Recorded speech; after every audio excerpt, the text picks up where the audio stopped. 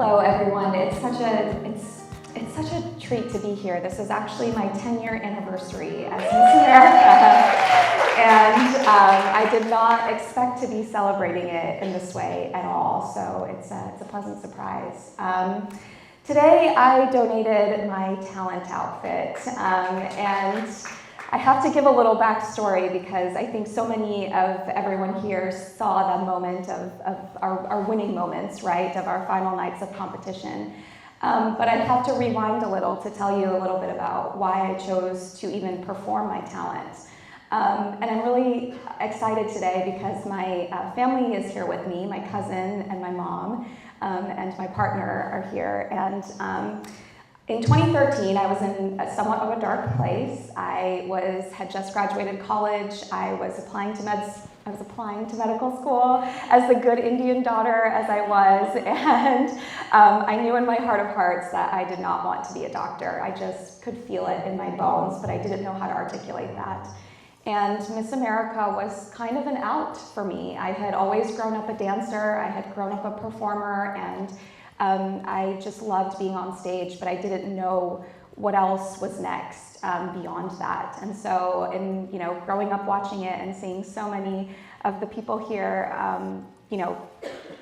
give me permission in some ways to compete for it, I decided that I was going to shoot my shot. So in 2013, I had actually moved to Raleigh, North Carolina. No one actually knows this story, with my cousin who's here. Her name is Madhu. And her husband took me in at the time, and they said, "You seem really depressed, so why don't you come stay with us and kind of figure things out for yourself?" And they allowed me the space to be able to do that. And it was January 2013, and I was watching Miss America. I was 24 years old, and I'm watching it by myself with my cousin, and I watched Mallory Hagan win the title of Miss America. And for those of you who don't know, Mallory won Miss America representing the state of New York. And I had competed with Mallory that year before, and I placed second runner-up to Mallory at the Miss New York competition.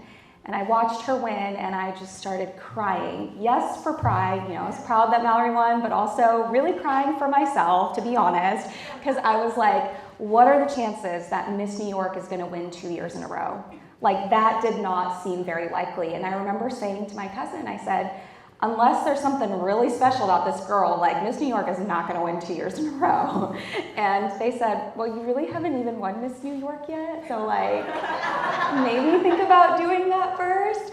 And so that was when, truly in that moment, that decision was made that I was going to go back and compete. And I went back to my judges from that first year at Miss New York, and I said, hey, I'm really questioning my talent. I know it's a classical fusion Bollywood dance, and for those of you a little more backstory on the talent itself, I grew up a classically trained Bharatanatyam and Kuchipudi dancer, which the way I equate it is like asking a point dancer to do hip hop for her talent. So I was very classically trained, and Bollywood is like a very much a hip hop different category version of dance.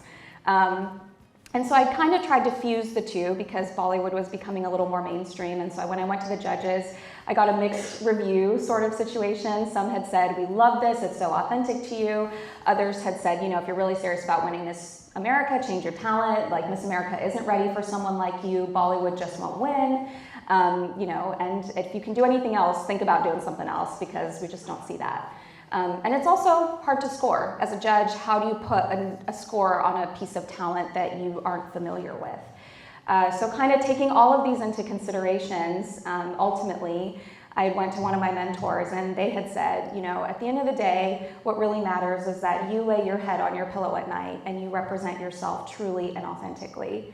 And over the course of a couple months, I knew, I was like, actually, if I'm going to win Miss New York or even win Miss America, it has to be in my terms and in my way. And being a dancer, being an Indian classical dancer was something I was not willing to sacrifice for any dream. And so choosing to go with my talent was somewhat of a risk, I would say. I asked my mom, who's here today, Mama Dee. She was in India when I was preparing. I had won I was actually competing for my local title, which was Miss Syracuse. And I said, Mom, you gotta get me the best outfit. I'm like, this outfit has to be Miss America stage ready because the timeline was Miss New York was in July, Miss America was in September, so I said, we gotta go big. And she was in India at the time, thankfully.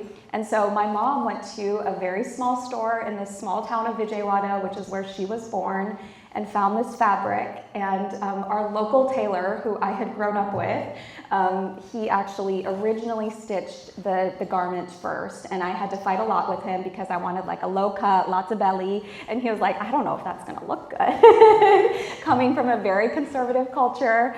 And so then when my mom brought this outfit back, I'd actually never seen it. And so I'm really just so happy for my mom to have a piece of this in the Smithsonian, because this was really all her doing, and her bringing it back, and her name and her legacy and her vision is really a piece of this garment.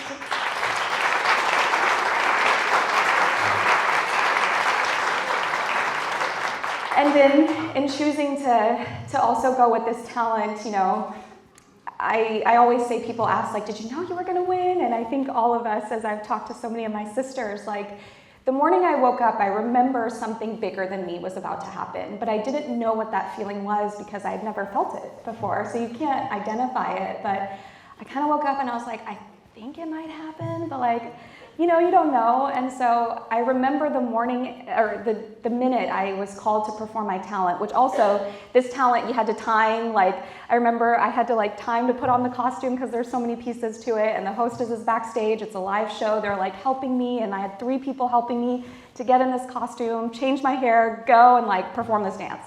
And so I remember doing that. I remember in the midst of the last 10 seconds of my dance, I'm doing these little spins on the floor.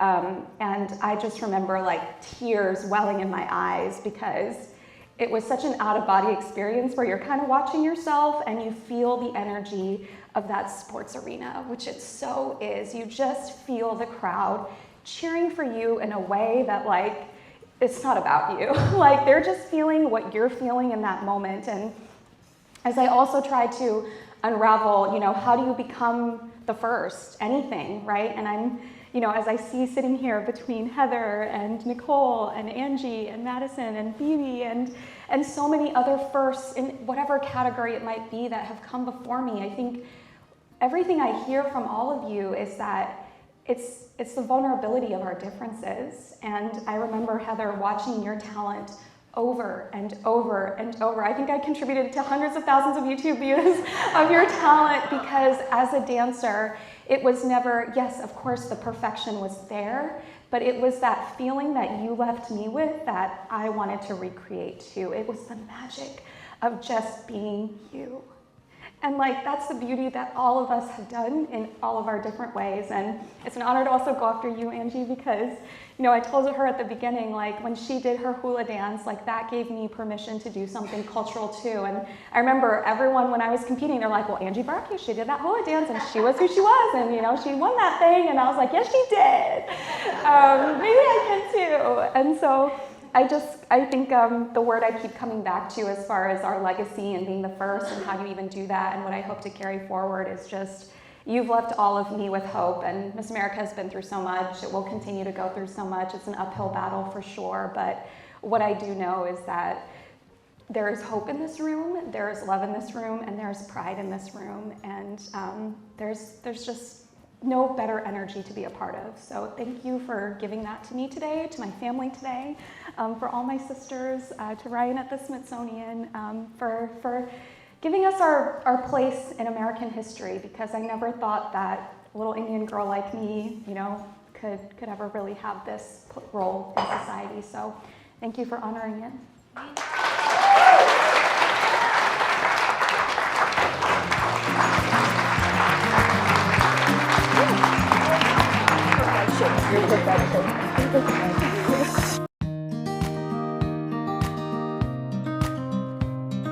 So we have such different stories and backgrounds, and like the